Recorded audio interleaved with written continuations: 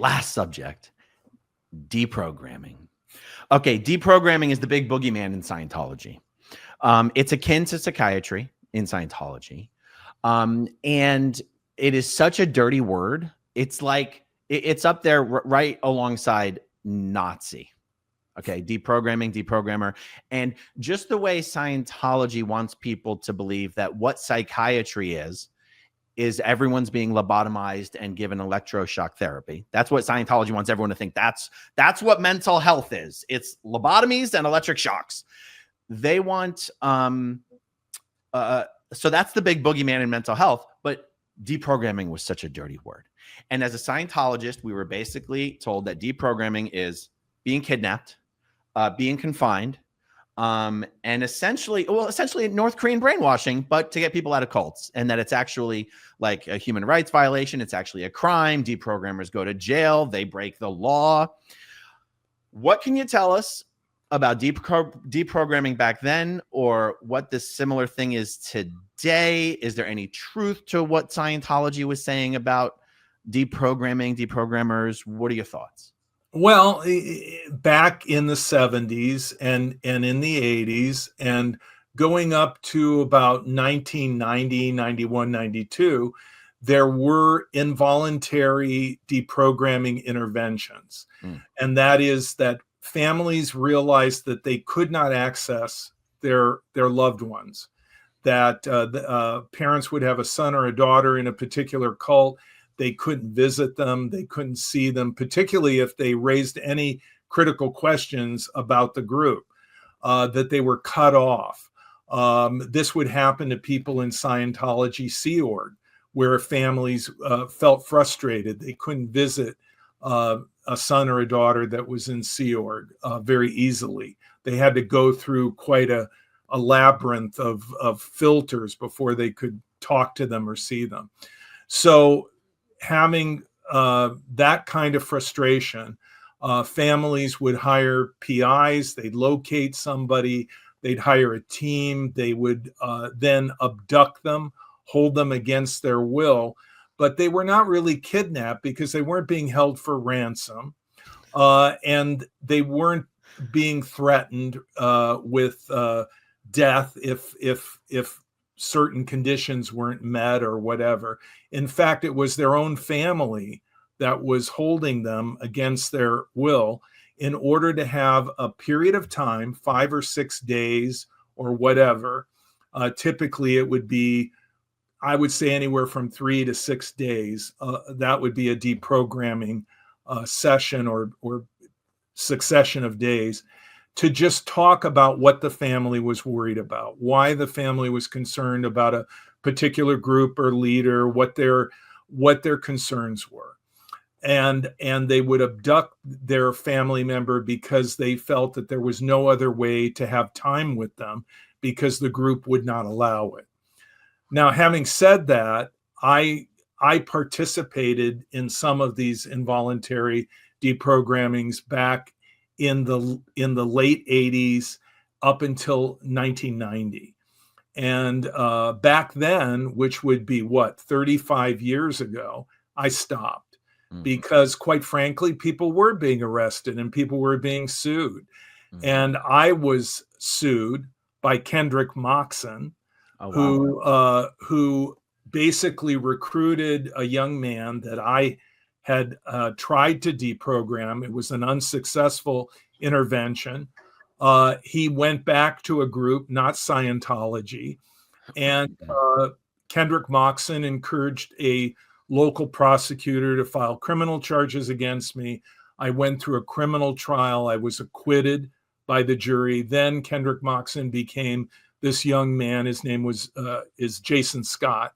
He became his attorney, and I was sued into bankruptcy until Jason Scott decided to leave the group that his mother considered a cult. And he reconciled with his family, and then he sold me a judgment that was $2.5 million for $5,000 in cash, on condition that I agree to deprogram his wife from the group that he had left. What? We were never able to meet with her And so I was never able to fulfill that part of our settlement agreement. But Jason went on to say that Kendrick Moxon and Scientology had used him to go after me and go after an organization called the Cult Awareness Network, which was also bankrupted. I very luckily survived that bankruptcy. And from that time forward, I have not done involuntary interventions. So every intervention that I do, and I've done over 500, are with the cooperation and the consent of the person that I'm working with, and it's done in the presence of their family. And what a deprogramming intervention really is it's education. And it's not really counseling, it's not therapy, it's education. Because a therapist cannot have the goal of getting someone out of a particular group. A therapist needs to be neutral, needs to be objective. When you're doing an intervention, whether it's for drug or alcohol or cults, you do have a goal, which is to get the person to stop abusing substances or leave this group that is a destructive cult or very, very unhealthy group or relationship. So what is done in the process of a deprogramming intervention is basically 4 blocks of information are explored. One is what is a destructive cult? What is an abusive controlling relationship? How is it defined? What are those defining characteristics and points? And do they in any way parallel where I'm at right now, the group I'm involved with, the person that I'm in a relationship with, the multi-level marketing scheme I'm submerged in? Second, what is coercive persuasion? What is thought reform? How does it work? What are the various parts of it? How would I be able to tell that someone was doing that to me? What would it sound like? What would it be like to be involved in that? And you're bringing out examples of different cults, different situations, so that you can document and factually confirm the characteristics that you're talking about.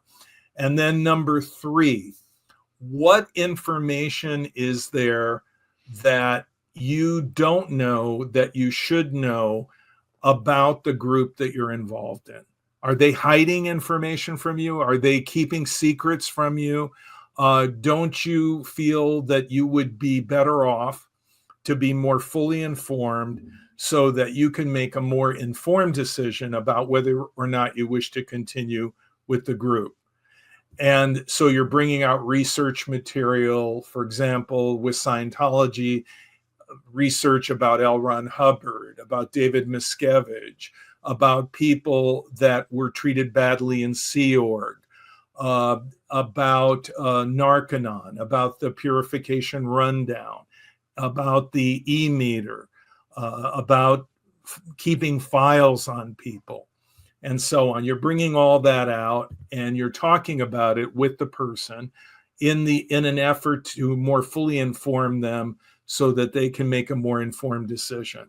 And then finally, the 4th block of discussion is, why did your family decide to do an intervention? What was it that prompted them? What was it that caused their concern? And the family is always there throughout the intervention to encourage the person to participate and at times to be eyewitnesses to things that have happened. And then ultimately to say, this is why we're worried. And so you take those 4 blocks, defining a destructive cult, explaining coercive persuasion and thought reform techniques, research about the group or individual leader in question, and then finally, what are the family's concerns? Those are the 4 blocks, and you're talking about that over a period of usually 3 to 4 days consecutively. And you're asking the person to unplug from the group during that time. And why is it different from North Korea? Why is it different from cult brainwashing? Well, because I'm not asking them to be my follower. Not the parents aren't even saying you must be what I want you to be. You must be a Roman Catholic. You must be a Protestant. They're only making their concerns known about the group, the leader that is in question. And they're raising really legitimate concerns, or I wouldn't be there, about why they're worried about their involvement in this particular group or relationship. And so I'm not recruiting. I'm not going to say, hey, come on, I'm flying back home and I want you to be my follower for the rest of your life. And the family isn't even demanding that that individual adhere to their religion or their political party or whatever. What they're really asking them to do is to think independently, critically, and to literally consider all these things, which will help them to think their way out. Right. And you're asking them not for the rest of their life, not to be indentured servant forever. You're asking them for 3 or 4 days to be with their family, to be with their spouse, their adult children, and think things through very carefully. And then the understanding is at the end of that time, they're going to do whatever they want to do. And that's up to them. So they will continue with the group, as probably about what I would say about 3 out of 10 people that I work with will ultimately say, never mind, I'm going to be in this group. Or they'll bail in the first day or the second day and say, I don't care. I love this group. I'm staying with it. But 7 out of 10 will stay the course. They'll continue to talk during the 3 to 4 days. They'll hear what their family has to say. They'll look at all the research material and the literature that has to do with thought reform, coercive persuasion, cults, etc. And at the end, they'll say, gee, I really think I'm going to take a break. Yeah. I'm going to take a break from the group. And they typically don't go back. In some cases, people that have left that I would count in the 3 out of 10 that the intervention is a failure, like Jason Scott, they will consider what was discussed in the intervention. And maybe it might take a year or 2 years or 3 years until something happens in the group that causes them concern. And then they'll reflect on what they learned during the intervention. And that may help them to exit the group. Right. So that's really it in a nutshell. That's what goes on. It's a discussion. It's very educational. It involves reviewing, scientific research, witness statements from different groups and so forth, maybe looking at a documentary or two. And the person is stimulated to critically think. Okay, if you want to see my rock and roll songs, click right on this guitar. And if you want to see a different one of my videos,